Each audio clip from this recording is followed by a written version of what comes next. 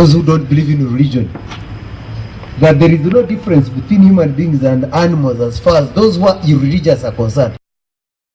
The new Prime Minister, people are going to begin asking which religion is he, instead of asking what capacities does he have. No politician in Africa, especially in Uganda, would like to see or to be seen anti-religious. You are free to believe in what you believe in, my brother. But I'm also free to believe, not to believe.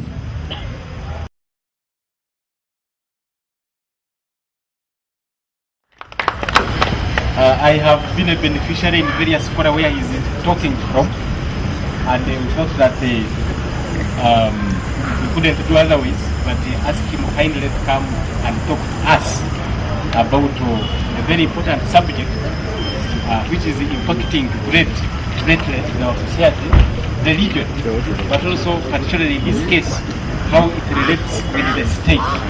But also I should add that beyond being a religious leader, Reverend Mwesige is a presidential advisor, His Excellency the President, on investment matters, which is a crucial angle of fighting poverty, and we are glad to associate with you, Reverend, this evening.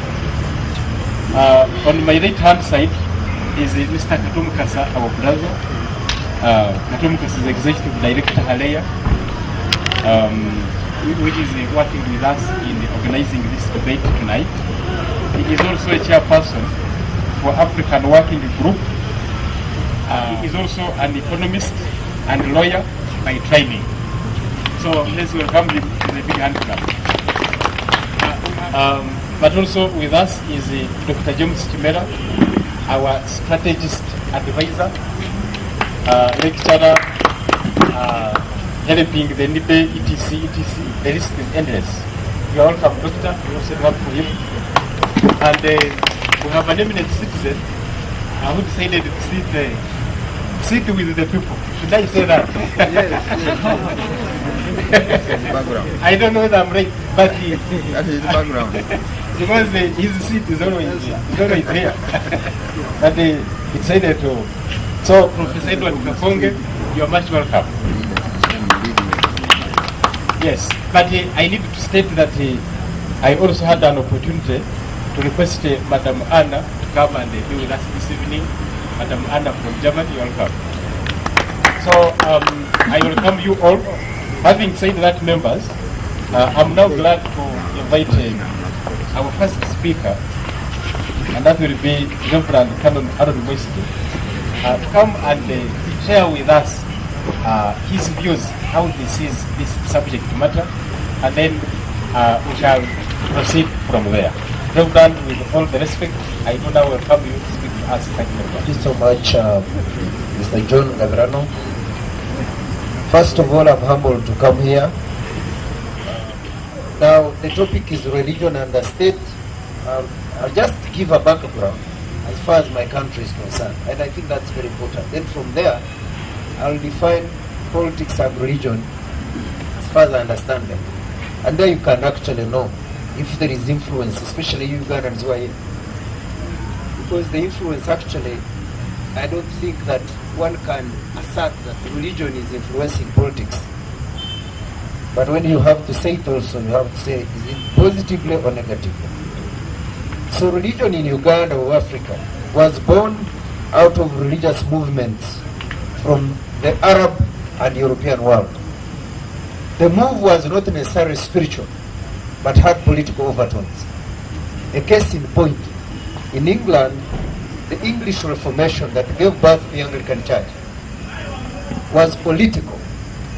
So those of you who belong to the Church of Uganda or the Anglican Church here, you know that the church you are in was created out of politics.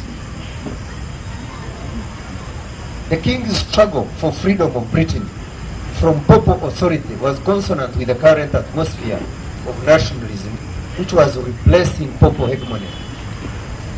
Anglican theology was meant to serve the Englishman, to foster their nationalistic zeal and their love for the nation state of English. So when the missionaries moved out of Britain to evangelize the nations I have to use a case in point.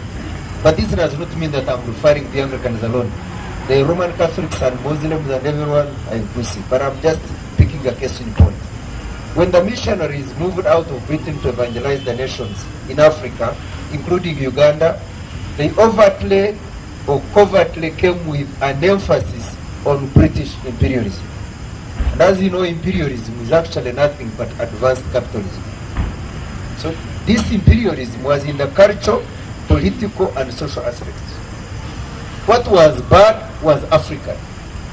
What was good was British.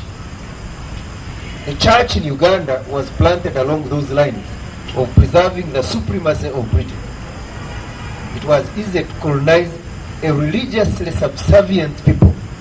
So the missionaries often worked hand in hand with the colonialists. Secondly, the church in Uganda emphasized the differences between one church and the other. And you know, those of you are historians, there was in Uganda in the 80s between the Catholics and the Anglicans or Protestants. These differences resulted into explosive sectarianism on the basis of divide and rule, which we still cherish, whether you like it or not. Because a Roman Catholic Muganda would work better with a Roman Catholic. And when he's an Anglican, they wouldn't even want to be on the same table. If you want to know that that's true, prove that or not. Up to now, when you are a Roman Catholic and you are a Mutoro or a Munyoro or a Munyankore, you don't want to associate yourself with an Anglican or even a Muslim who is a Ugandan. So those divisions are still there. We still cherish them. People's attitude towards work was changed from the love of work to the despise of it.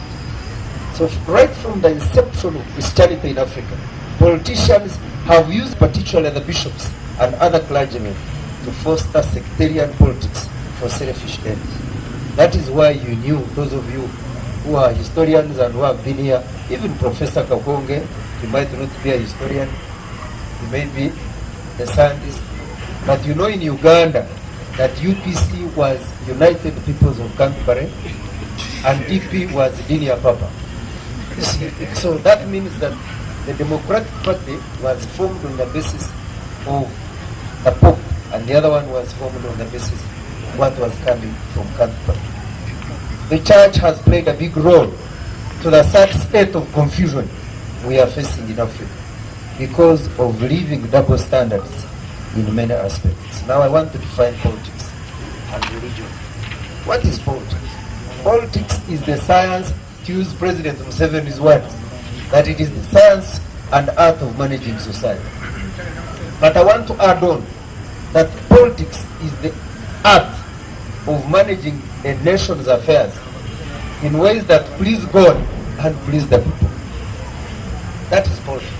It is the art of managing nation's affairs in ways that please God and please the people. So as long as government protects people from evil through its power and defends them from oppression through its justice, it can be considered successful in politics and of full promise. Good administration and politics are characterized by acknowledging rights, the rule of law, and consciousness of individual responsibility.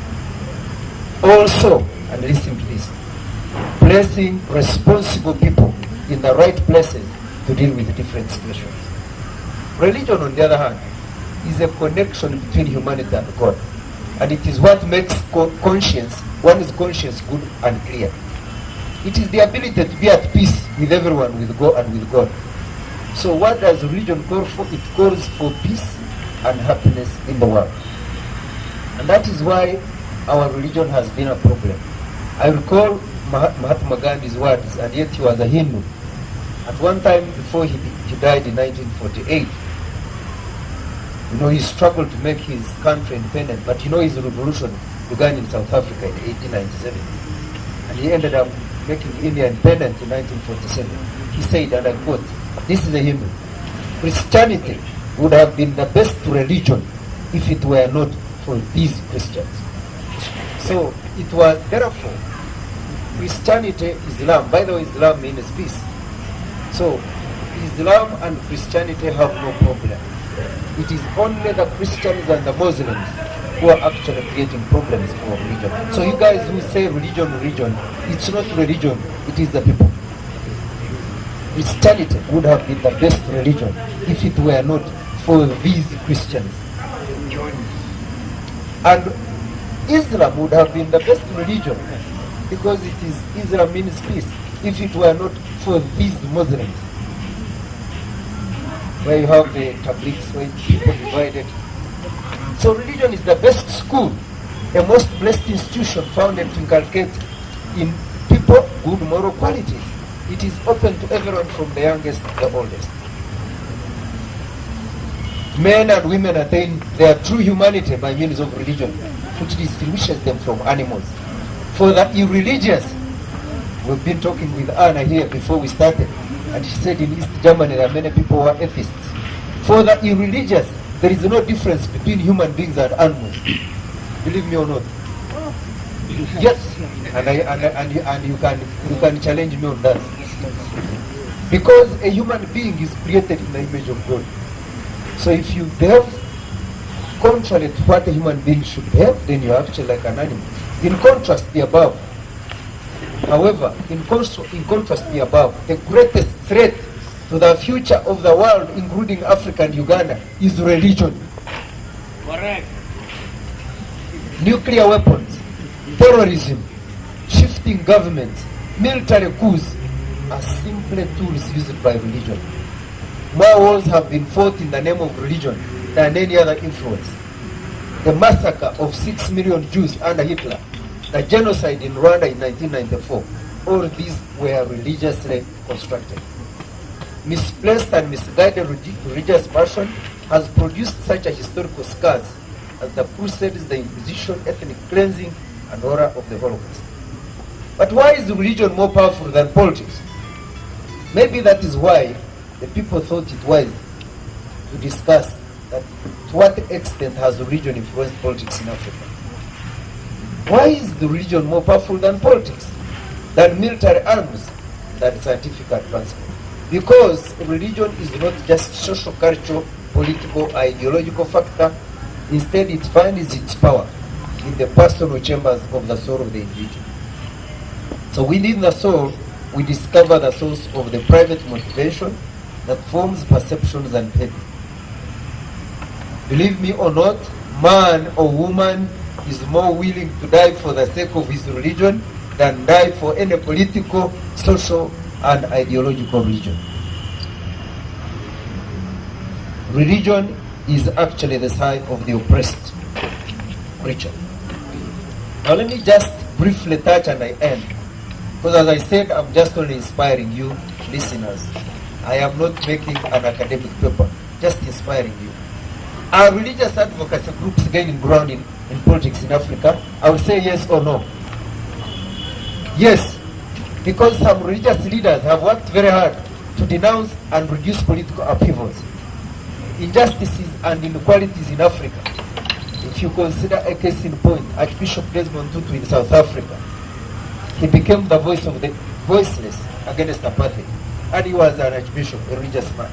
Pastor Martin Luther King Jr., the civil rights activist, if you know him, he said that our lives begin to end the moment we remain silent on the things that matter.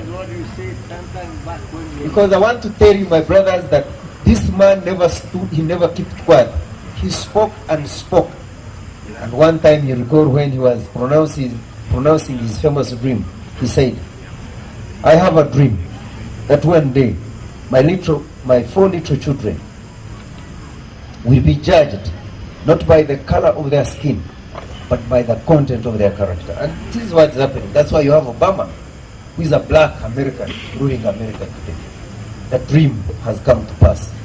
So, but this man, if you are not aware, he was not only a civil rights activist, he was a pastor. Did you know that? You see, Martin Luther King Jr., his name was Michael King, and his father named him after Martin Luther King, the father of Reformation in Germany.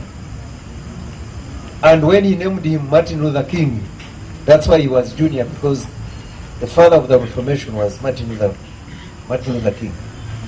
So that's why he became junior. He's not junior that his father was Martin Luther King. So you need to know that originally he was Michael King, but he was changed to Martin Luther King, father naming him after that.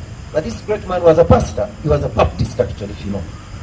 And you can see he actually made tremendous achievements. Died young, but his legacy still remains, if you're not aware. And he was, therefore, when you talk of influence, he did it in America. In his early political awakening, if you know a man called Mwai Kibaki, most of you know Mwai Kibaki as the president of Kenya, but you know, originally during the time of Jomo Kenyatta, he was the vice president of Kenya in the 70s. So in his early political awakening, Mwai Kibaki, as Kenya's vice president, made the following statement, and I quote, "Politics and religion are inseparable. To suggest that politics should be left to the politicians and religion to the clergy is a terrible intellectual arrogance." Full stop, end of quote. He went on to say that Mwai Kibaki believed that it is through the involvement of religious leaders in public affairs that Africa can retain its soul. Many politicians in Uganda and Africa have on numerous occasions asserted that religious institutions' responsibility in society is to pray for the government and to help the people to keep the peace. And I think on many occasions you've heard our president saying that the religious leaders should keep away from politics. But I think that is a sad statement. In Africa, religion has had a tremendous influence because of the church's service through schools, medical and agricultural programs. John Wesley had no intention of bringing the church back into politics, if you know him.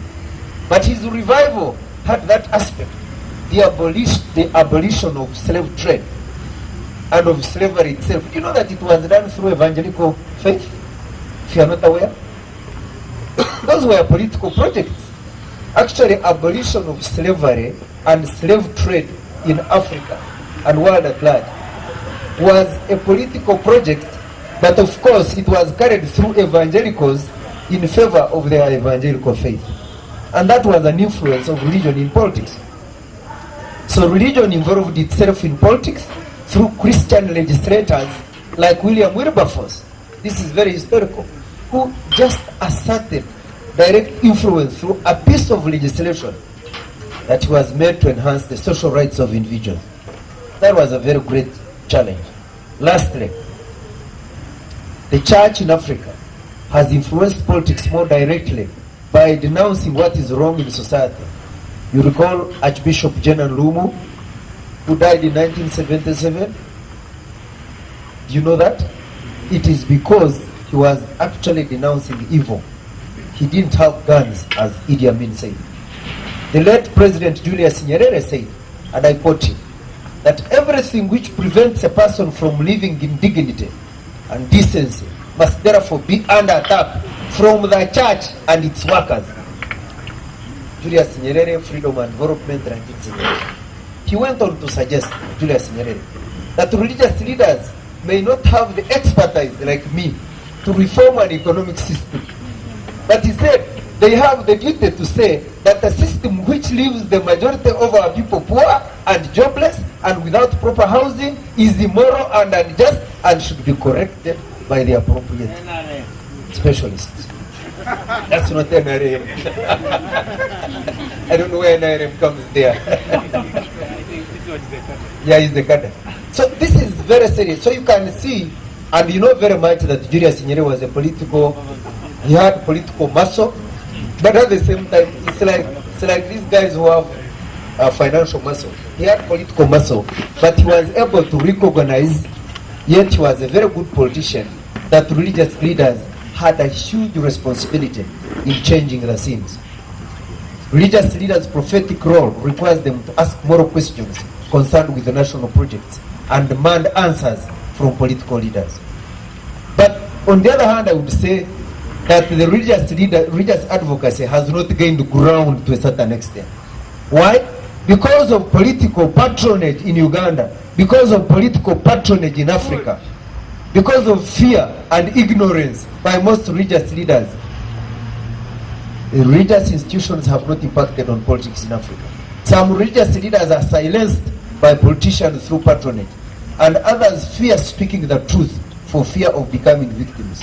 Most importantly, many religious leaders are ignorant about their role in society because of their background, and the issue of gaining ground in politics is insufficient. Many religious leaders in Africa are still living in the past.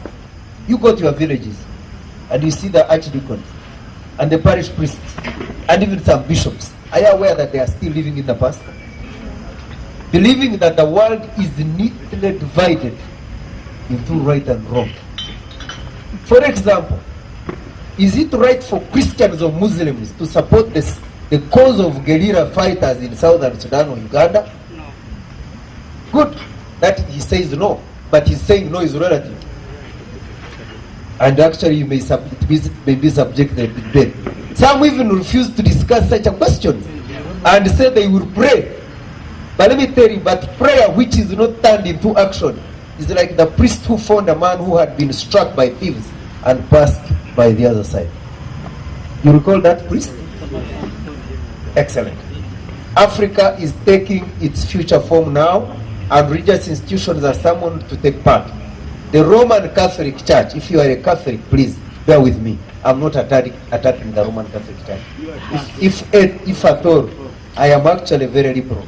The Roman Catholic Church, by not making any public statement on the massacre of 6 million Jews in Hitler's regime, was a terrible historical mistake. Some of the great religious leaders, however, have spoken out and acted against injustices and inequality in state affairs. Allow me to acknowledge them. 1. Martin Luther King Jr., civil rights activist and pastor. Mahatma Gandhi, Hindu revolutionary activist. Fethullah Gulen, Muslim world scholar and activist. The late Archbishop Macarius of Cyprus and Bishop Abel Muzorewa, of course these ones wanted of Zimbabwe, wanted elective office in the state. Archbishop Desmond Tutu, voice of the voiceless in South Africa against apartheid regime. Late Archbishop General Lumu, the martyr in Uganda. Bishop Henry Okulu of Kenya, outspoken political priest. Bishop Zach Niringie of Uganda, religious activist and political priest. ETC, name the rest.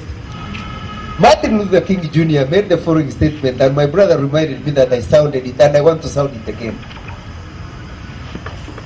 That our lives begin to end the moment we remain silent on things that matter.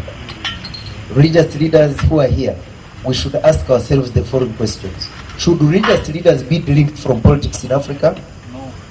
When does the involvement of religious leaders in the body politic become necessary? What should be the role of religion in Uganda's Africa's political setup? Are there political issues about which religious leaders should be silent? I conclude with the following observations. That religious leaders, religious institutions are custodian of faith and human values. Therefore, religious leaders should prophetically point out wrongs and rights and must denounce all political oppressive regimes. But, listen to this, but, and I hasten to add, but should not at any moment in time associate themselves with any political groupings or party, because this will reduce their impartiality and actually interfere with their moral authority. I beg to end. Thank you very much, Reverend. We give him another round of applause.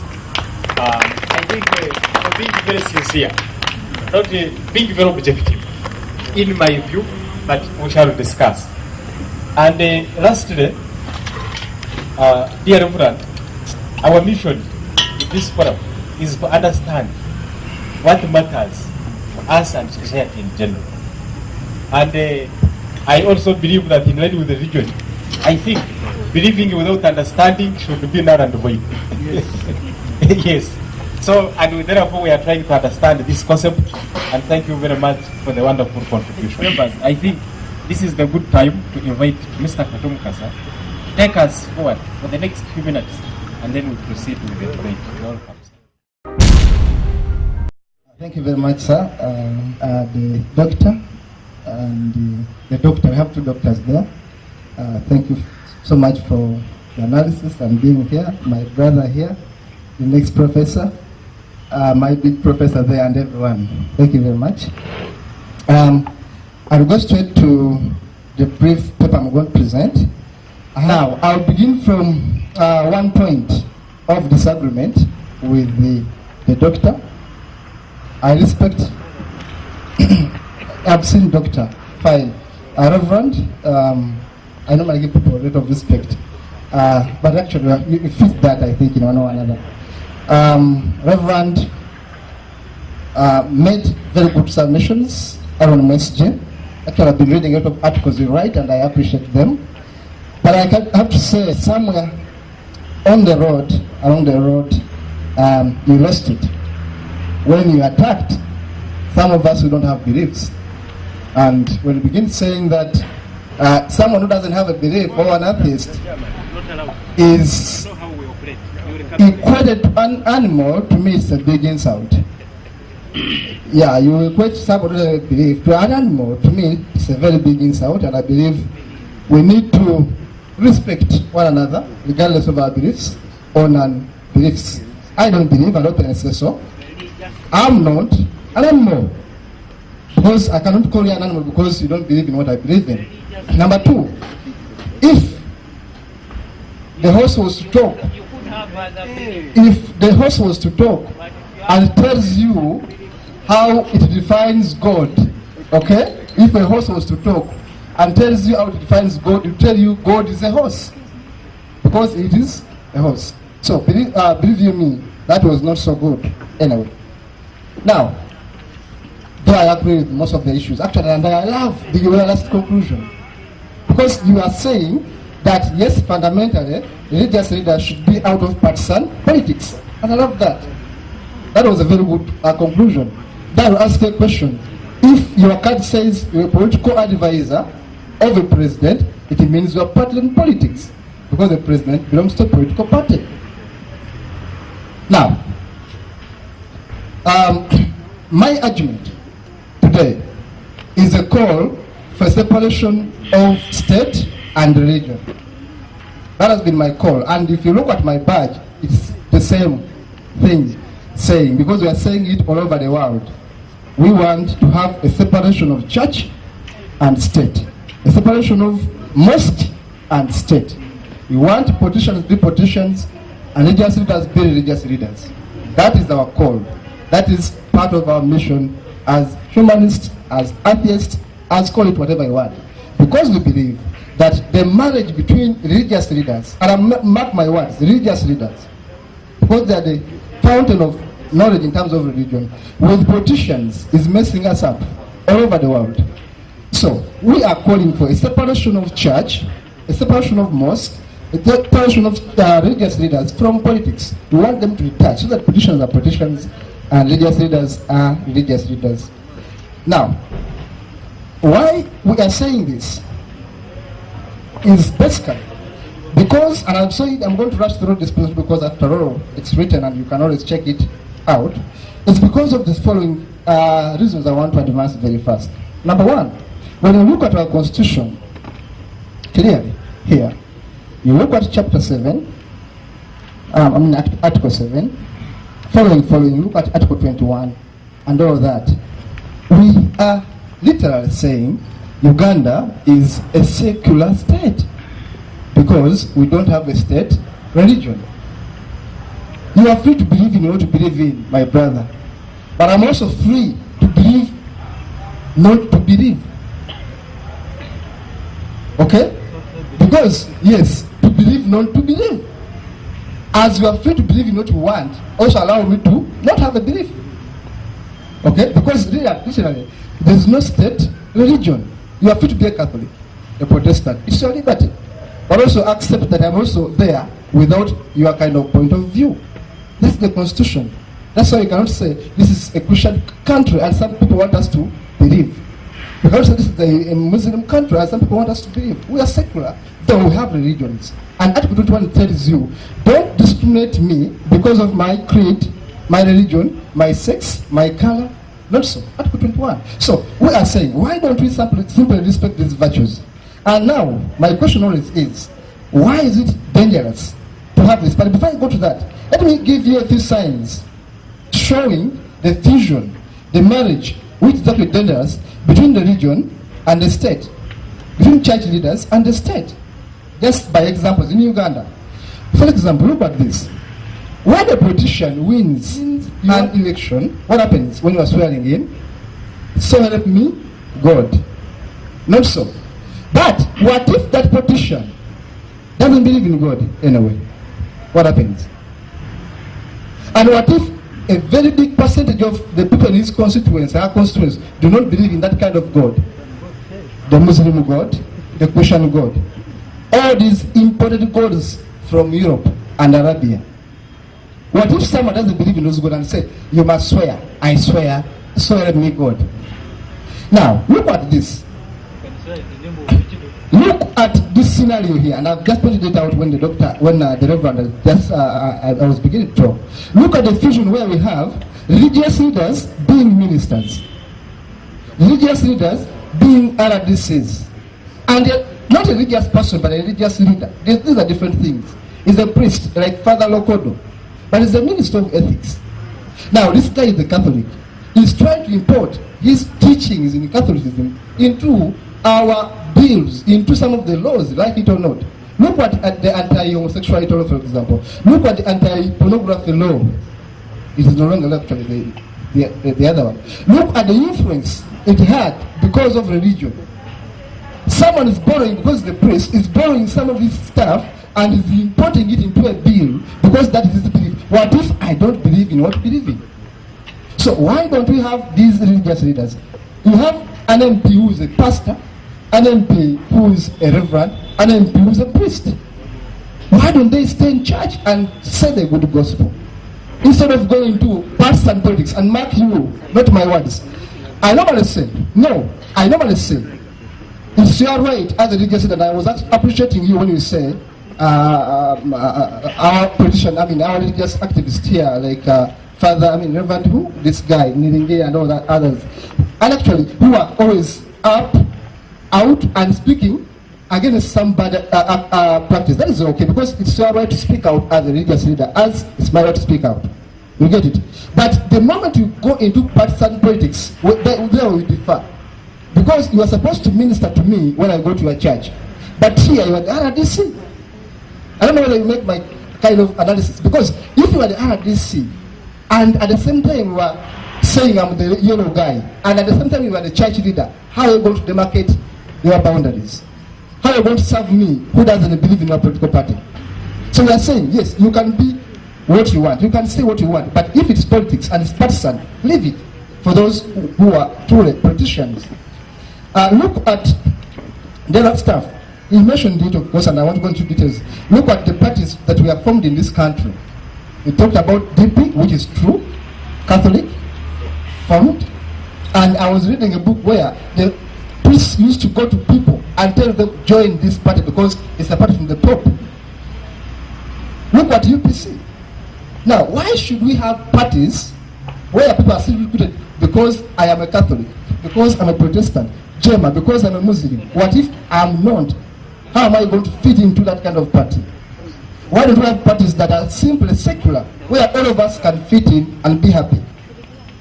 Now, when you look at another example I'm going to give you, Uganda. Look at some positions. Some people have already said they are ours.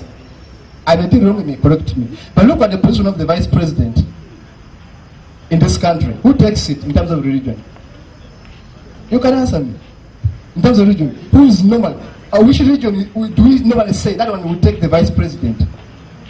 Catholics. But why? The vice president. Catholics. I'm saying the vice president of Uganda. Okay? Normally, you always hear Catholics saying, at least if you have the presidency, also the vice is what? Ours. Look at the Electoral Commission, for example. I said I may be wrong. I always leave room for being an error. Electoral Commission, for example, look at the past chairpersons. Which religion are they from? Muslims. And they always claim, at least that one is what? Ours. Now, for who doesn't believe, what will I get? What will I get? Because if people are saying, now give us these posts, we are Catholics, we are Muslims, we are local, we also want this. Now, for us who don't believe in what you believe, what will you get? Nothing. No, that's not fair. If you want to serve us regardless of our religions, regardless of our beliefs. It's not fair. And we are saying no. Now, when you look at, of course, the motto, for God and my country and all that, what if I don't believe in the God? What if I ask you to define that God and you say, the motto of Uganda is for God and my country, and say, I don't believe in that God. Can you give me a substitute? Yeah. So, now, some of these are the dangers of having religious leaders, and I'm emphasizing not religious people, but religious leaders into politics. Number one, there's misuse of public funds. Whenever these religious politicians, religious leaders go into politics, invite the politicians into their churches, you can imagine how the president is always influenced. Actually, you know, we call it anti-influence. You must give us this because we are the Protestants. We are the Seventh Days. How much have you given us? And sometimes there is misallocation of money simply because a religion has said this. Now, when you look at the theories behind some of these religions, someone wants us to have a Muslim state. Therefore, they are fighting. And I'm always open to speak this because it has been a fact anyway until we disprove it. Look at Connie. It says, Lord, this says what? Amen. It's promoting God by cutting people's lips. And the name is about God. Are you sure it's the one cutting those lips? Whoever is cutting. Look at that. Look at ADF, for example. Now, if you are, why do you misuse God to have a political agenda, to achieve your political agenda? To me, that's not really good. The theocracies and all that, to me, I think is a very big misplacement. Now, for example, when you look at the divisive politics we have in this country, the way NRM will insult me because perhaps I'm UPC or I'm DP and all that. Now, assuming our priest who is campaigning to be an MP and at the same time is my priest in the church, I begin abusing him, attacking him when he's campaigning. How is he going to feel tomorrow when you go to the church service? Why don't you leave that politics to the politicians? And then you talk about politics, of course, but also stay in the church and the God business since you have chosen to be a godly person anyway. Now, when you look at the dogmas on which these rules are built, the puritanical Christian agendas, the Muslim agendas and all that, and you look at how they impact on our economy, how the psychological change of people's thinking, it is terrible. Now, the way forward, in brief, I'm leaving out some other stuff because of time. I want to call for one. Let us separate church, the mosque or religions from politics.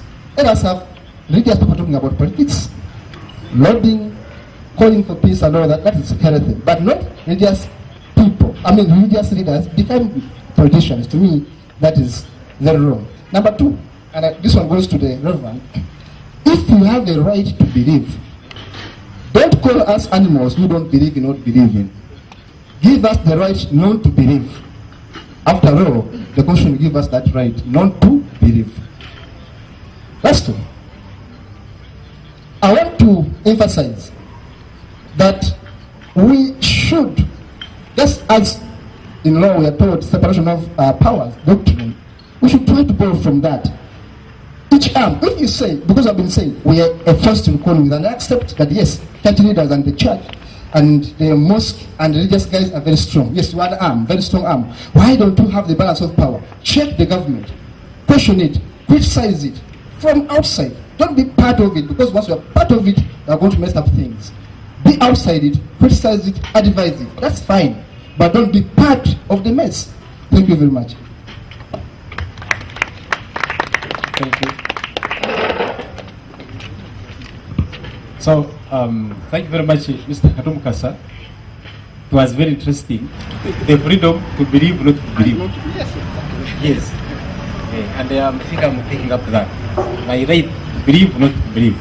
Thank you very much. To remind the people who have just come, we are discussing religion and the state. I will invite Dr. James Timera to take some few minutes, and then we proceed with the discussion. Yeah, thank you very much, Mr. Coordinator. And I want to register my appreciation to Reverend Kanoni Aaron Mercy for a paper well presented.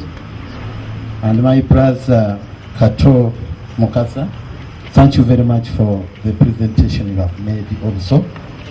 I have got some good insights in both of the papers. And mine, I'm going to be very brief. One, I strongly feel that religion and state are intertwined. In other words, they're inseparable. You cannot separate them. Traditionally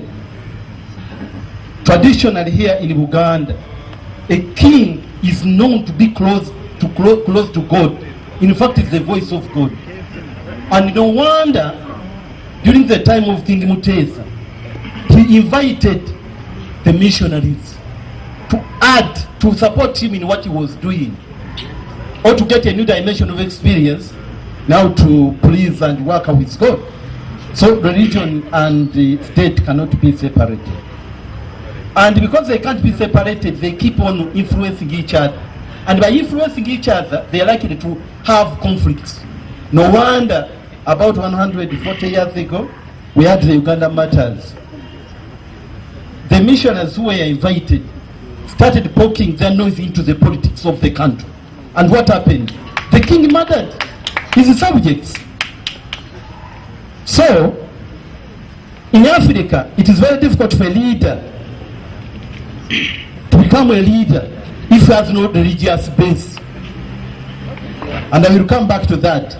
So, separating religion, Mr. Kato Mukasa, separating religion from state is very, very, very difficult, especially here in Africa. And I want to give the following reasons. One,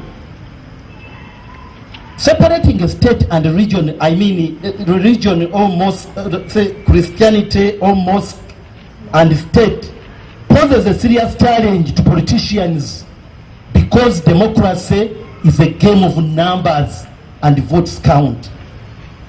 No politician in Africa, especially in Uganda, would like to see or to be seen anti-religious, particularly anti-Christian in a country like Uganda, or anti-Muslim.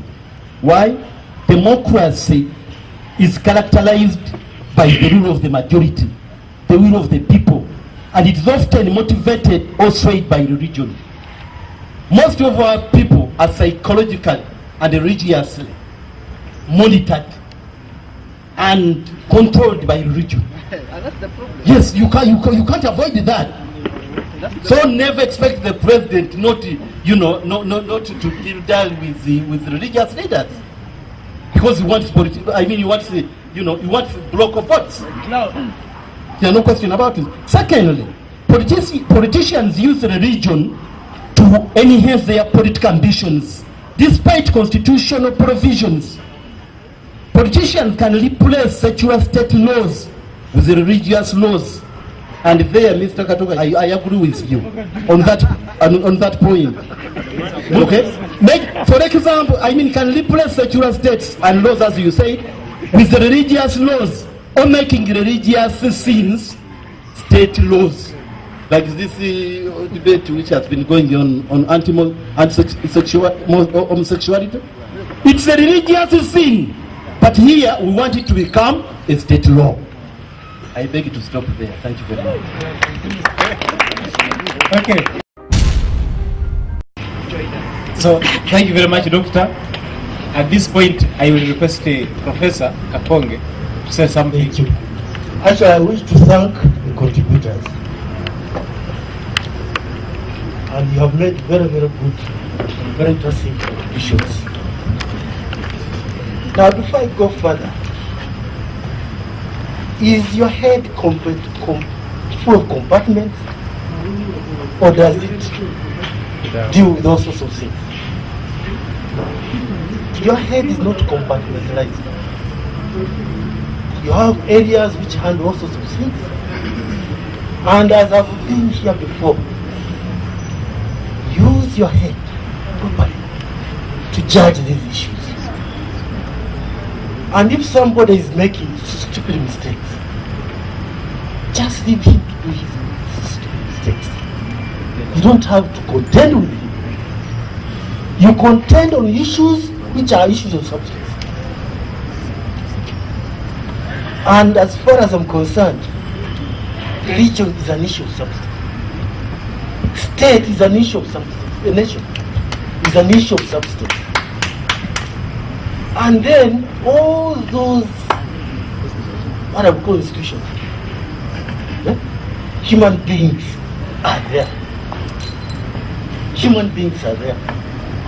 So if you learn to use your head properly, I don't think that will be a problem. State and religion not be a problem. No, it wouldn't. It shouldn't be.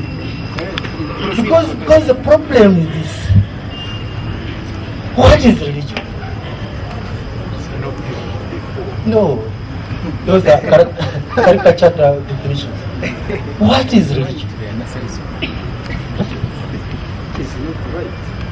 And you should learn to define religion.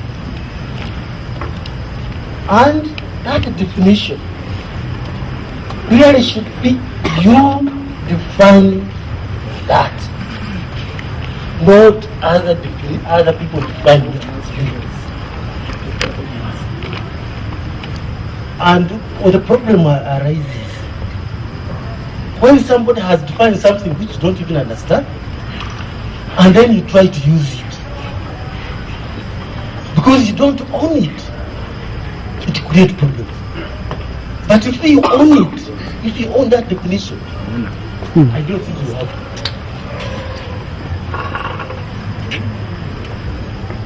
Are you with me? Because as somebody has said, a human being is a religious creature. A human being is a political creature. The way you wonder about a beautiful thing,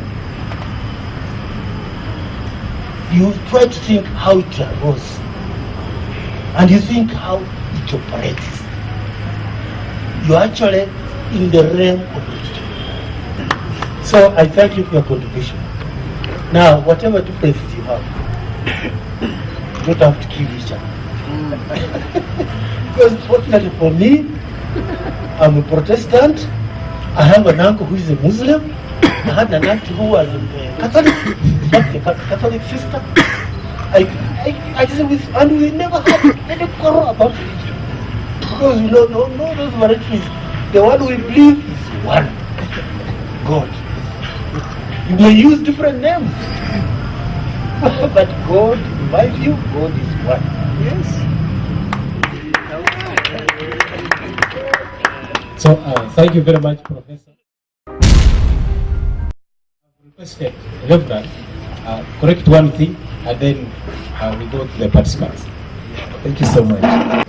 You come here to learn and to understand things. When you are discussing something, you are discussing it in a context. Believe me or not. If you give me a topic like religion, I will discuss it as religion.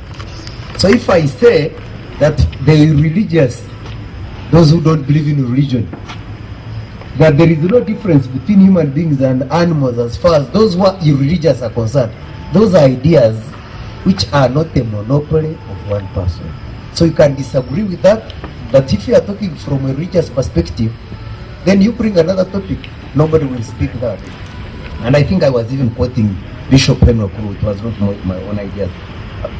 Professor Kakonge, you are very right. We are actually using other people's ideas, not our own ideas. But I want to help my brother to clarify one point of Minister Lokodo, me being a senior presidential advisor, yet I'm a religious person. Now,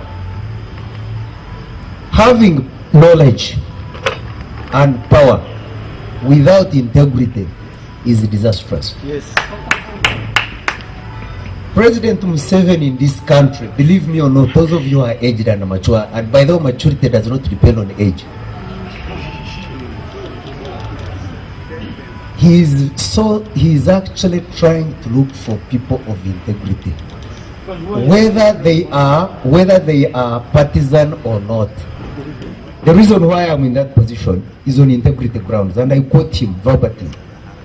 When he appointed me, he said, "You are Reverend Mwesige. Why did you, when you finished your contract as a PS," because I was a PS of the Church of Uganda, most of you know it, "why didn't the Church of Uganda employ you?" I said, "Mr. President, that's a hard question. You better ask my leaders." And he said, "I am appointing you not on political grounds." I quote him verbatim. "I am appointing you not on technical grounds, but on integrity grounds." Now, let me ask you a question. Do you think integrity grounds are partisan? No. So you have to be very careful sometimes when we are trying to attack, because sometimes you are looking at people from an integrity angle whom you can employ in responsible positions to actually play your role, because a president plays an oversight responsibility in all sectors and all ministries. So whom do you place in this position to help? Because as I said and I repeat, being a professor, having knowledge and having power being a minister without integrity is disastrous, and the disaster that has befallen upon this nation is along those lines. May the Lord bless you. Amen. Yes. So members, it is now participants' time. We shall begin with Mutabazi Deo. Please, 2 or 3. Thank you very much, for Comrade John. I want to thank all the presenters, particularly Reverend Mwesige. Among all, the presentation was very fantastic. I wanted us to go back to the pre-colonial Africa and we look at the state formations vis-a-vis religion of the time. And we don't confine ourselves to the colonial period of Africa with the advent of the Western religions. If you look at state formations at the time in the pre-colonial Africa, religion was moving with these states, and religious people at the time, those whom they would call the wise men, the overseer, and the rest, would take keen and central interest or central contribution in these kingdoms. So what does this imply? It implies that religion and state are always inseparable, as you have put it. And why is it inseparable? The values religion puts into people makes the community to be manageable. I have 2 issues. One is peaceful coexistence of the state and the region. And I want to be corrected here. Because I come from Rushen. And in Rushen, if you are not a Protestant, you cannot assume any political office. That is not true. I also come from Stop it. You first listen. Learn how to listen. This is what I say. Let him make his views. Let me make my presentation. I don't have an opportunity of... The chairman, I beg to be protected. Yes, please. Easy. I try to learn a lot between the Catholicism and the Protestantism. Why do the Protestants want to rule the Catholics? Why? Why do you? Is it colonial? I stand to be protected. I thank. Well, so on that one, I'm not sure, but the members will tell us. Shall we have Opondo? Thank you very much. Good evening, and praise God, Reverend. As a believer, exceedingly humble with your submissions, Reverend. And quickly I will rush to point where you alluded to the fact that political parties, formerly Uganda People's Congress and the DP, were rooted in the religious setting or emerged from a religious background.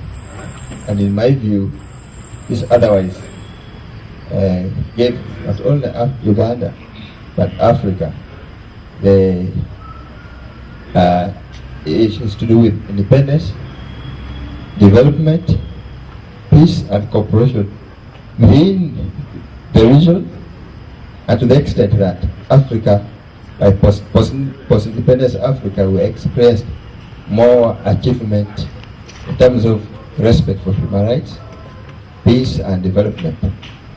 But in my view, since that time, the other political parties that came on board attempted, and they still do, and they believed the religion from the politics or from the state. And Africa, we have witnessed, and we are still witnessing, a great deal of polarization, disunity, civil strife, coups, massacre of their own by these very leaders. To what extent do you think this has otherwise were created by our own, by the African leaders who are trying their best to delink the religion from the politics? To me, it's true, and I say that religion plays the role of politics indirectly. For you will look at it, Mr. Kato, to be direct, but it's indirect. When they are in church, they are instilling morals into people.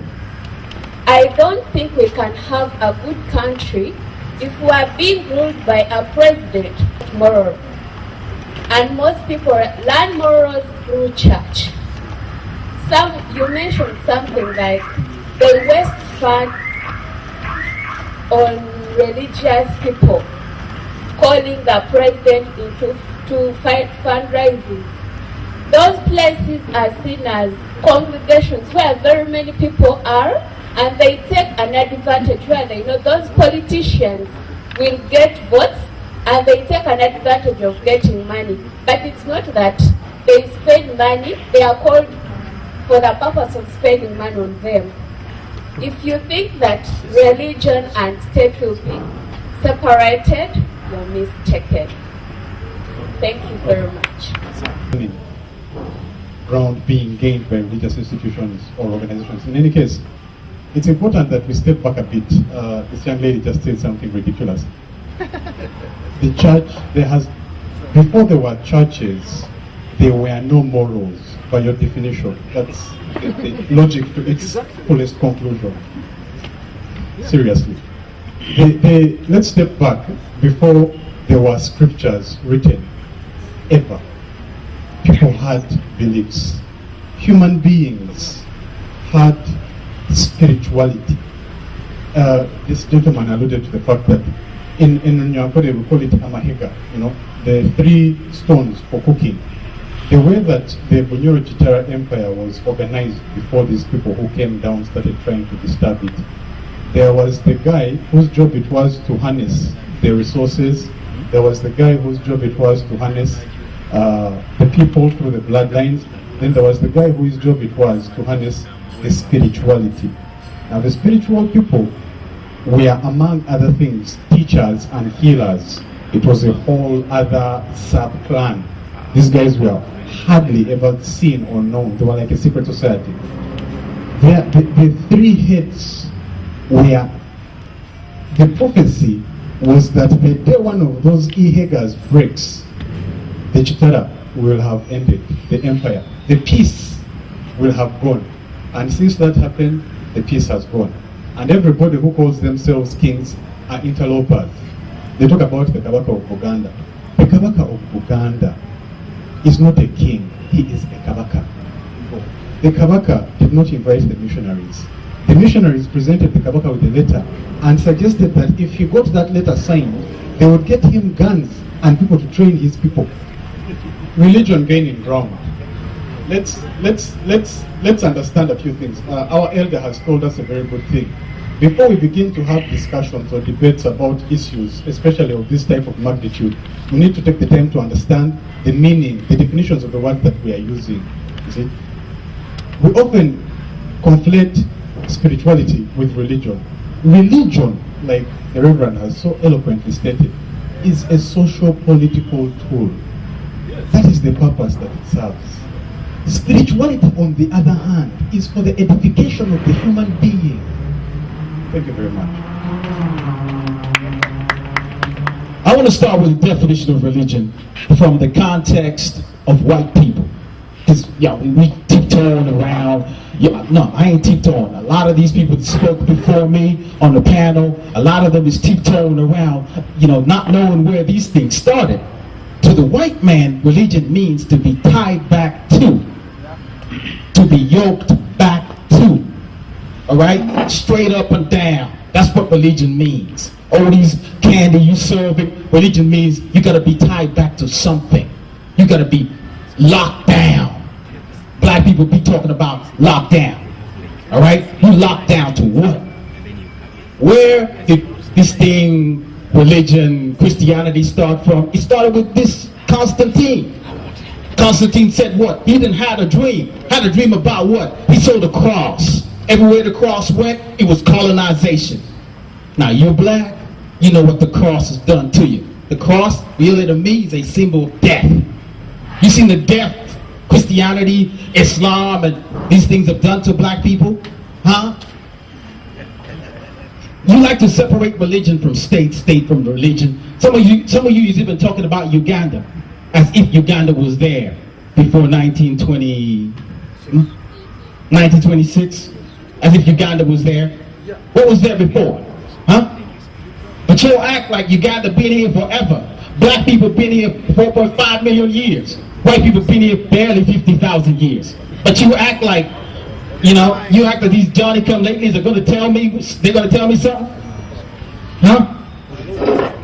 Okay, finally, I want to end. Atheist means to be against ethos. Some white people were against some other stuff.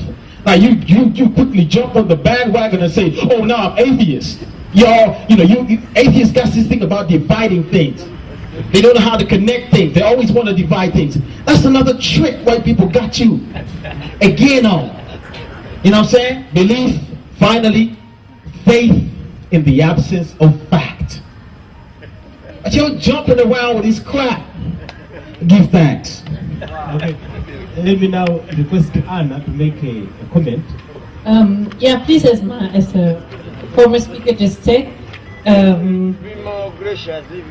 he was emphasizing facts, so I just wanted to correct some of the facts that he just said. First of all, atheist does not mean against ethos, but it means no God. It is Greek and it just means no God. So this is a fact actually, and so and secondly, and this is the one which really bothers me as a German. For me as a German, I need to severely correct you on the Holocaust, because you're not supposed, okay, don't listen to you, but please all the others listen to me. As I may assure you that what we learned in school, and we as Romans have profoundly studied the Holocaust, it is nothing about just wooden structures and very small ovens where the Jews have been burned. And I invite you, if you get a chance to go to Europe, go visit Auschwitz, visit Treblinka, visit Dachau. All these are concentration camps, and they are structures which are bigger than Mulago hospital area, and which have like a real machinery of death.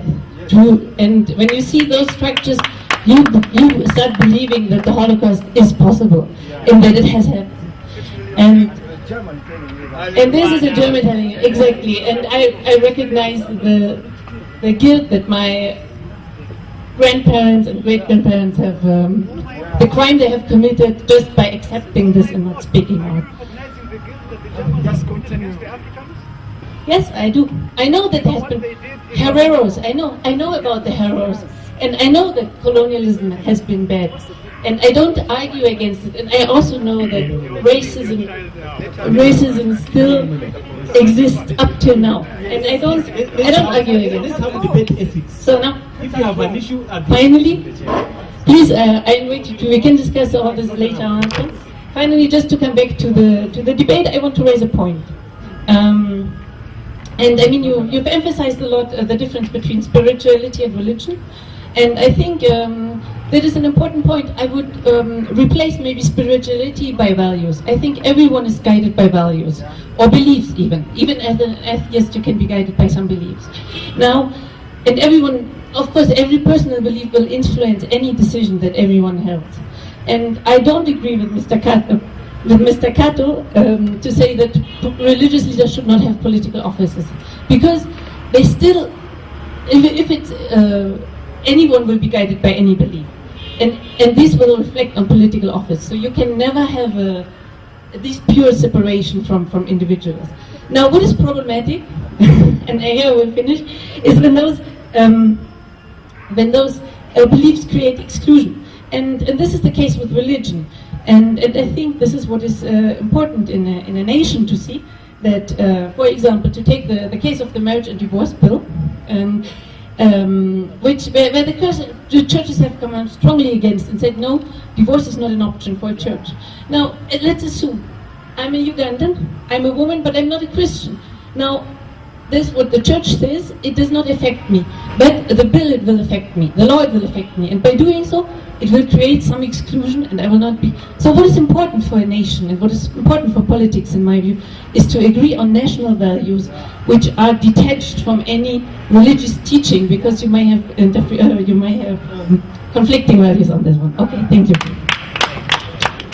My name is Chove Oscar. My point is that the state or politics cannot be separated from religion. The two are inseparable.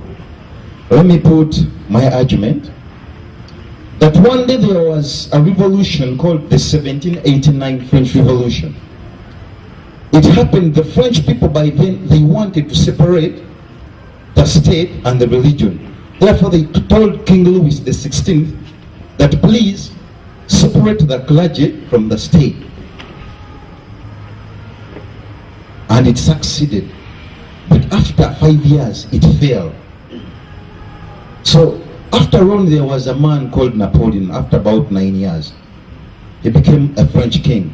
And this man one day introduced a campaign, and he wanted the Pope to be under him.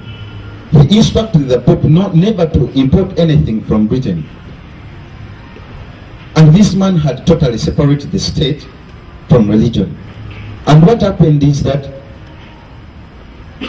the Pope never accepted his demands. And then Napoleon went and ordered and arrested the Pope.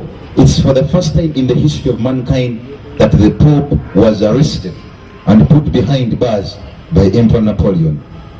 And this caused his downfall in 1815. When it comes to Uganda, when it comes to the recent events last year, President Barack Obama, the Congress authorized him to go and attack Syria.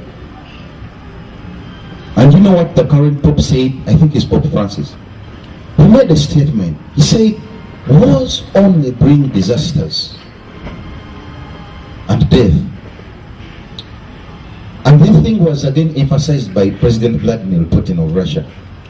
And you know what happened? President Barack Obama withdrew because the entire clergy from America had already got orders from the Pope. Therefore, peace now lasts today in Syria because the Pope had rejected the war. And when he went in Brazil prior to the World Cup, there was protest. And when he met with them, there was what? Peace. So today, religion and the state, the two are inseparable.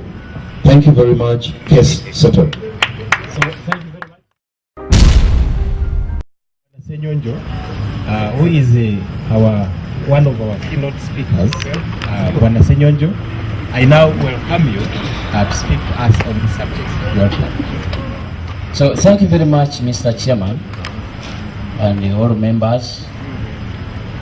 This is a very interesting subject, but a controversial one, and one which we cannot, all of us, agree.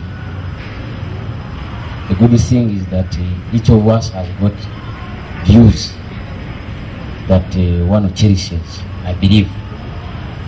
Let me hope that people who speak here are not just speaking to spice up the debate, but are speaking their mind and soul. I do speak what I believe. I don't take religion very seriously. I just see it as one expression of the weaknesses of human beings. So whenever I see a religious person, I see a very weak person. Weak in mind, weak in soul, weak in body. Because, you know, there is a book, I think it is the Bible, I think even the Quran says it.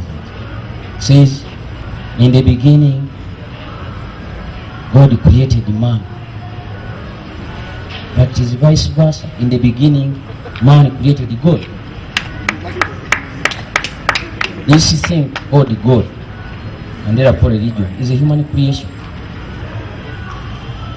But it has imprisoned the minds and the souls of millions of people to think that it is a divine, it is a what, and so on. So, that's the problem of human beings, weaknesses. But even when you are talking about religion, there are three questions you can answer quietly. Which religion? Because here, for instance, in Uganda, when somebody asks your religion, what is your religion? He expects you to say either you are Christian or a Muslim. And then they stop there. That is mental constipation. See? So, which religion? When I see people, Ugandans priding themselves in what they call religion, I get surprised. Because not until the Europeans came here on a mission, which they called the civilizing mission, which actually was a civilizing mission. Because at the end of the day, Ugandans suffered syphilis as a result of the Europeans. So they called it civilizing mission. And in this place they said that this was a white man's burden. But instead they became a black man's burden itself. The Europeans up to now, they are a black man's burden. But they said that they came here because it's a dark continent where the sun rises from January to January. We are ever enjoying the sun. That's why friends like that one normally come here as tourists to enjoy the sun. But how do you come to enjoy the sun in a dark continent, in a dark place? And they called you the lost people. You. They said these are the heathen. Actually the word is heathen. Savage. These are descriptions used about you. Some of you prided in them because even now some people are so stupid that they can even describe me as a pagan. Because the Europeans say that whoever does not believe in either Christianity or Muslim religion is a pagan. So you see a huge head moving around, then the only word I can say is that is a pagan. And then he thinks he has made a point. Now, the second question is whose religion? It is connected with the first one. Which religion? Whose religion? Is it your religion? And I have heard people say, I must die for my religion. Black men, actually as black as charcoal.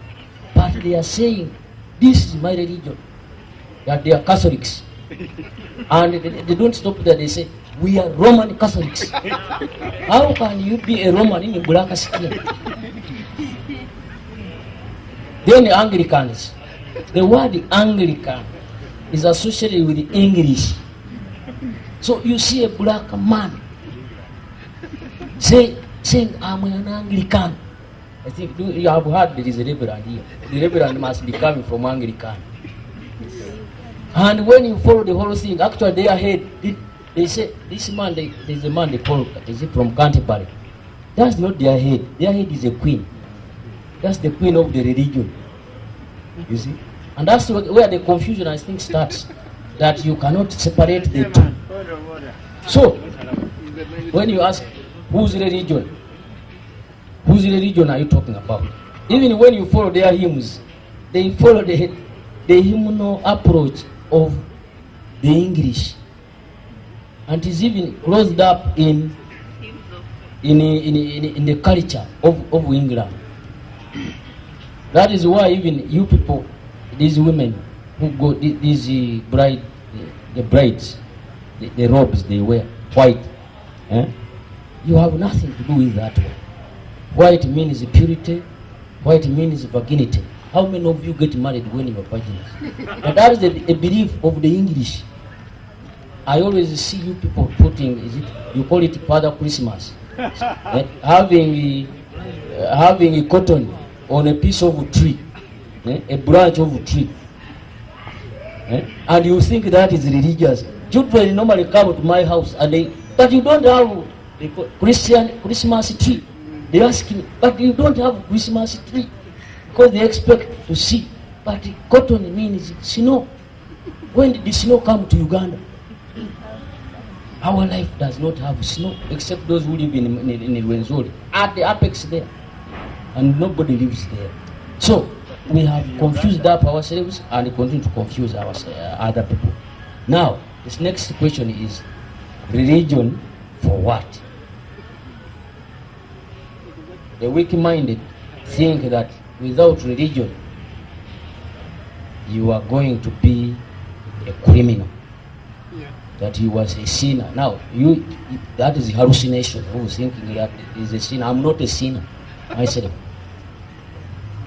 One thing I fear is to commit a crime, to commit an offense, and I take care about that. But this thing of sin, this issue of sinning, is it what that you have, is it done, those kind of things don't apply to me. So anything the religion preaches and has nothing to do with my understanding, I don't follow it. So on Sunday, you find me digging in my garden. In fact, after tomorrow, I will be in my garden. And on Saturday, when I have Saturday, I will be teaching. That is work. The Seventh-day Adventists say that is it Sabbath? Is it God stopped on stopped working on the 70th day, which is the Saturday? All those kind of things. So religion for what? And they tell us that a person without religion is a very bad person in society. Can you compare me to Kazinda?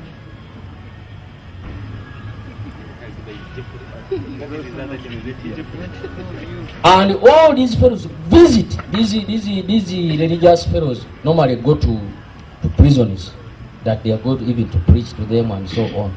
But even prisons record the names of these people.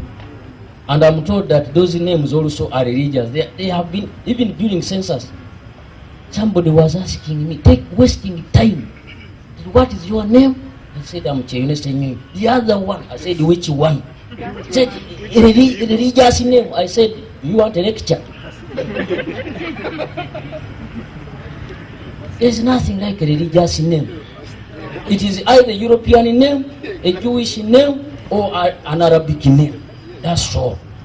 But you have confused the people to think that there is a name which is religious. I asked the passport office people, way back in 1995 when I just finished university, I asked them, where is it written in the constitution that you must have this kind of name? They looked stupid and they proceeded to give me my passport. And these were graduates, like some of you, graduates. So we are told religion, politics, or state. But what is politics? In simple terms, politics is about struggle for power. And we have had words like temporal authority and then spiritual authority. So if you are talking about temporal authority and spiritual authority, then it means that these two are different. Now, at one time, most of the arrangements, the political arrangements, were what we call theocracies. There were Christian theocracies and Islamic theocracies, like the one of Saudi Arabia. We are to govern. Caliphate. You cannot differentiate what is political, what is religious. But that phase is disappearing. Even at one time in England, where the Anglicans claim to come from, was fusing up things. But the human rights activists said, no, you are violating our rights. Why should we follow? So, but what the point is that we have fewer theocracies now. But this has been a struggle since the time of the collapse of the so-called Roman Empire. There has been a struggle to separate the two. Now, the little success that has so far registered is attributed to human weakness, the one I started with. Because there will always be people struggling. That's why you hear in Uganda, I think today that Nduguru Gonda is the new prime minister, people are going to begin asking which religion is he, instead of asking what capacities does he have to steer the work of service delivery in this country. They ask about religion, and that's a problem. These prominent groups, we have got, they count them. They count them even on account of those names of yours. So, then they count. Eh? So we have got this. What does that have to do with services? I have been asking. For instance, in Uganda, in Kampala here, there was a time, just I think this year or last year, when KCCA made transfers of teachers and head teachers. Then Anglicans and other, but mostly Anglicans, shouted hoarse, themselves hoarse, said, but where are you taking our people? Now, 1 + 1 = 2. Which religion is it? Do I need to be taught by a Catholic, if I'm a Catholic, to understand what is being taught? You are not lucky that you are dealing with a lenient leader. I don't care. So you are dealing with a very lenient leader, but that does not make sense. So we have nothing to do with religion and state are different things. But because you are weak, you cling on them. Now, religion is just manipulated by those who are capable. Not that they really believe in religion. So why should you allow that manipulation and exploitation to continue? And those they exploit are weak people. Because when I come here and say, I know these are Muslims, then I am a Muslim, please support me, I'm yours. Then you begin, that is ours. What happens thereafter? If they make a road in a place, have you ever seen a signpost which says only Muslims should pass here? Do we know the name of the road? Is the name of the road religious? Is it a Christian? Is it a Muslim? What religion is a road or a hospital? So when we pay attention to non-issues, then we end up losing. Now, finally, I want to say this. We have had states which run without religion, like China, like the former USSR. And they have run. In fact, China, as I speak now, is the most effective state in the world, whose law is effectively implemented. For you are dancing, ding around, ding. You don't know the difference between right and wrong.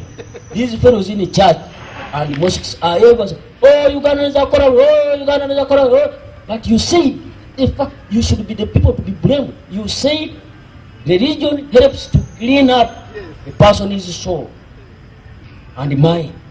But you are again, you wait in your church. Oh, but even the church is corrupt. How long did the church house take to start? This one here. And haven't you heard about accusations of corruption, embezzlement, and so on? Is it personal accounts being used? And so, haven't you heard? So that's why when people say archbishop, the archbishops are not those ones you see. If we are to take the word serious, it is those who are better than those ones. There are two two bishops who fought for Pajero in Ruel.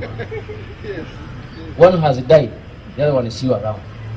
And who calmed them down? It is President Museveni, which means now he became Archbishop. And he said, please, please, please, please. But they are the ones who were preaching that they should not keep words on us. They should not struggle for us. It is in their book. But they practice what they don't believe. Hypocrites. Why do we waste time with hypocrites? I have no time. I am not generous in giving time to hypocrites. Now, if religion was very, very important to state matters, why should Uganda? You know, I always hear these expressions. Uganda is is one of the most religious countries in the world. Uganda is the God-fearing country. Then there is this anthem of ours, which Chango Macho tried to change. He said, remove God, remove the word God. And you did not understand. Now, oh, you got me God. Which God are you talking about? God when they are cheating. The other day they stole money from this St. Christ the King church. There is a church in the middle. They stole money. The very fellows who go there saying that Jesus, is it God, is it who came, is it what, saved me and did what? So, if religion was very important to state matters, Uganda would be one of the most developed states of the world. But that it is one of the least developed countries of the world, and it continues to cherish religion and even use it in state matters, is a glaring fact that religion has nothing to do with state matters, does not have a place in state matters. We only maintain it because we are weak. Thank you very much. So, thank you very much. Thank you very much. Integrity is like virginity, you lose it once. Two, there is herbal medicine which you tell me. No, Reverend Cannon, the presidential advisor on investment. The president has senior presidential advisors. He has no junior presidential advisors. Where he has senior ministers and junior ministers. And it's not true that in the public eye, the canon's appointment was on integrity. It was on religious grounds, as a person from the public. So if that is it, then what has been your role to advise in having our local investors, the Ugandan investors, protected, not those others? And I'm referring this in the new age of taxes on agricultural inputs. But the other issue I want to ask is whether an Al-Hajj Hassan, somebody, can head St. Mary's College, Subi, or whether a brother Anatoly, somebody, can head King's College, Budo. Those things are still within our system, and we need to interrogate that. The other issue which I want to talk about, lastly, thank you very much, is the value system.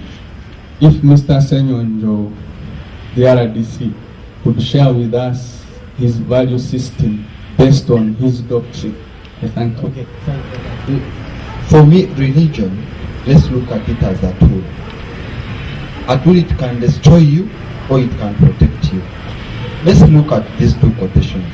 One from Adlai Lama. I have not had enough religion to unite us, but to divide us.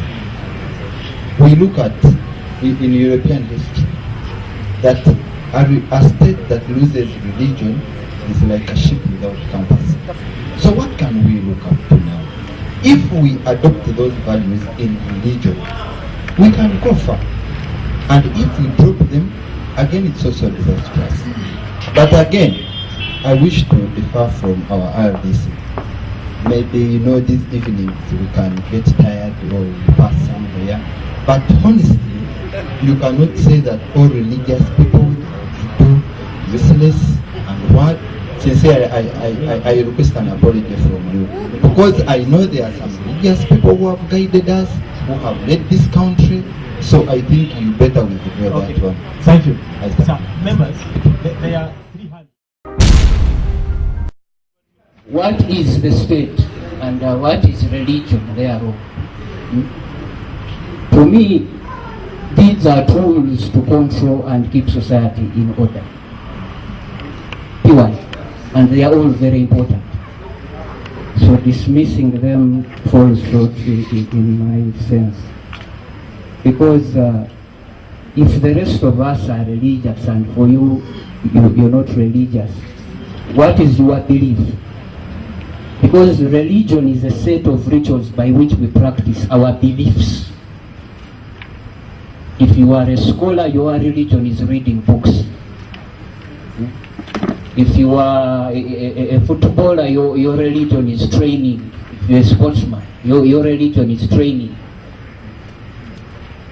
Religion is a set of rituals by which we practice our beliefs. And I would like to say that the separations we have been talking about are colonially created polarization, and Africa is the field where the excesses and distortions of the state and religion are played out. Now the problem is not the religion and the state or the separation thereof, but like the good Reverend has said, how can they be managed? I think. Thank you. In 1996, Pope John Paul, the late, he died of course, was asked by a scientist, said, now what is the difference between religion and science? And they brought in the issue of Galileo Galilei, who said, it is not the sun that moves round the earth, but it's the earth that moves around the sun. That is when the Vatican apologized. So Pope John Paul said, science purifies the errors and superstition of religion. Yes. That's what they say. Yes. Now, for me, I'm not criticizing government, Mr. RDC. One of the reasons why Museveni has given room to so many religions existing is to distort Catholicism and Protestantism, which were in place. Idi Amin, well, regardless of his misgivings, allow me to proceed. We are talking. Amin was very restrictive on the spirituality of Ugandans. Now there are so many people now who are coming to make money. They call it a prosperity gospel. Even Jesus Christ did not talk about prosperity. He was a poor man, very good, walking on foot. Now we hear people saying, Pastor, Nani, they talk about give everything which is there, God will give you more. Okay. So there is need for reformation. The Reverend himself doesn't believe in religion. That is why you see he owned up to Professor Kakonge's assertion that we are actually following other people's ideas. Because Professor Kakonge said so and the Reverend accepted. In fact, if people like the Reverend believed in religion, wouldn't be serving a man called Yoweri Museveni. You know, you can't be a religious leader and you're serving an outright liar. The person who says, I'm stopping at such a time to be president, and that time comes and he goes on and you serve him. You know? The other thing is, we have to ask ourselves, can someone be good, can someone be virtuous without being religious? Yes. I don't need to expound on that because we don't have time. So lastly, let me speak about the relevance, because people were asking about the relevance of this topic. Now, the background to the relevance of this topic is, when you see what is going on in Uganda, you can see that there is a real serious move by religious organizations to impart their beliefs and make them into law. Because at the end of the day, we non-believers or atheists or what, we don't have any problem with people believe. The problem is people believe wanting to impart their religious beliefs on others. Because you had the anti-homosexuality law, it was mainly based on religious teachings. Okay. You see the anti-pornography bill, there are just very many things. And you see, when you see things that are going on in Iraq, in the Middle East, vis-a-vis America, you can see the problem where cultures, religions when they start colliding. And that is what is going to happen here. It is happening in Central African Republic. The Muslims are fighting the Christians, and I can see it coming here one day. So we have to be very cautious. That is the relevance, and that is the background of why we have this topic. Thank you very much, Mr. Chairman. Politics is not all about struggle for power, because that's what he said. I don't think so. That actually disempowers it. Because if politics is a struggle for power, to me that is a negative statement. Politics, I think, has some positive bearings, and I think it's not. Otherwise, if it is just a struggle for power, it ends up being power-centric and egocentric, which are very negative as far as I'm concerned. I want to state, and I end, that both religion and politics are necessary in society. Believe me or not. It is only the way they are executed that is a problem. So it is the people, as I said, Mahatma Gandhi's statement when he said that Christianity would have been the best religion if it were not for these Christians. It's actually the people who are making religion and politics bad. And that is why many times we hear that politics is a dirty game. Politics is not a dirty game. It is only the people who make it dirty. Yes. And by the way, Mr. China is not is a religious country. Believe me or not. Yes. Unless you don't know what China is all about. You don't have to be Christian or you don't have to be Muslim in order to be religious. Yes. So China is actually entirely a religious country. Only that Ugandans and Africans think that when you are not a Christian or a Muslim, then you are not religious. I think that is where, but as far as China is concerned, it is purely, and by the way, he was talking of USSR, that he believed in USSR. But do you know that what made communism to collapse was religion? So which means religion is very powerful, because it even made communism to collapse. Actually, communism in Russia collapsed at the hands of Christianity, believe me or not. So that is one important thing, that we need to know, that religion is a power. Now, Mr. Cheyune, stealing is not limited to religious people. Actually, politicians have stolen more money under the sun. I don't know you, of course, on planet. Exactly, you're right. But those who, it's not religion that makes people steal. It is the people that make themselves steal. Actually, to be honest, the little good that has been registered in this country and Africa is because of religious values.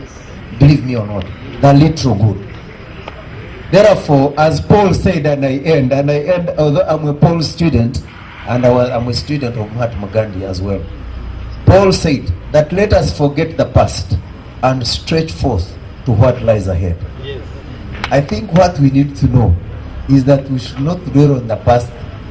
Let's see what is good for Uganda, what is good for Africa. Can Africa now or Uganda exist without religion? No way. Now religion has come to stay, whether you like it or not.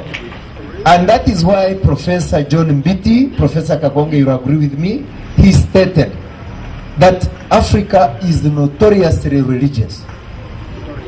Notoriously. Which means that where an African is, he is religious. That's what it means. Whether he is a Catholic or a Christian or an African traditionalist. So actually, the only problem we have is that when we see Christianity and we see Muslim, that's when we believe that this religion is just a belief. Even Mr. Cheyune is religious. Actually, this man is too religious, if you're not aware. Because he already has a belief. He has a kind of inclination. He has a kind of bearing, and therefore that makes him religious. Marxist ideology of where, you know, the NRM, when it came to power, if you people, those of you who are old, they just came with nothing but Marxist ideology here. Yes. But when they came here, religion made them behave like religious people. They are too religious now, which means religion is a power, and it has come to stay. So we should think of planning how to remain in religion, behaving, but to tame religion and the religious people. I think religious people need to be tamed so that they can actually live I want to use his word, to learn to coexist. We should learn to coexist, but not to become antagonistic with one another. Thank you so much, my brothers and sisters, and I beg to leave, but I will come back again when I'm requested to, but this time not on religion and politics, for other topics. Thank you, Reverend, for leaving us with a blessing. Number two, that if you think your Christian studies are right, also allow me to think that they may be wrong. Okay? They may be wrong. So, and I still believe that man created God, not the other way around. So, thank you very much. So one thing, right versus wrong. What I try to do is to avoid doing what is wrong, and I'm guided by the law. Now, finally, the issue was not dismissing religion as such, but the issue at the discussion here was, should we separate religion from state, or should we leave it fused down? I am saying, and others have said, that the two should be separated. Thank you very much. So, thank you very much, our panelists. Unfortunately, we use very little. Very little. So, and then, in the universe we live in, so many things. There's so many things we don't know. So for me, as a humble scientist, so a trained scientist, as a humble scientist, I try to give my own solution, my own ideas, and share with them with other people. But it's up to them. I'm not propagating doctrines. I'm propagating opinions. And these opinions from my opinions, they don't come easily, because I practice thinking them. So really, there should not be fights about opinions. We should fight about facts, yes, but about opinions, I don't think there should be fights. Because you can have your own opinion, and you're entitled to that opinion. But then why do you fight? Because somebody has an opinion which is different. Yes, and I think also as a tactic,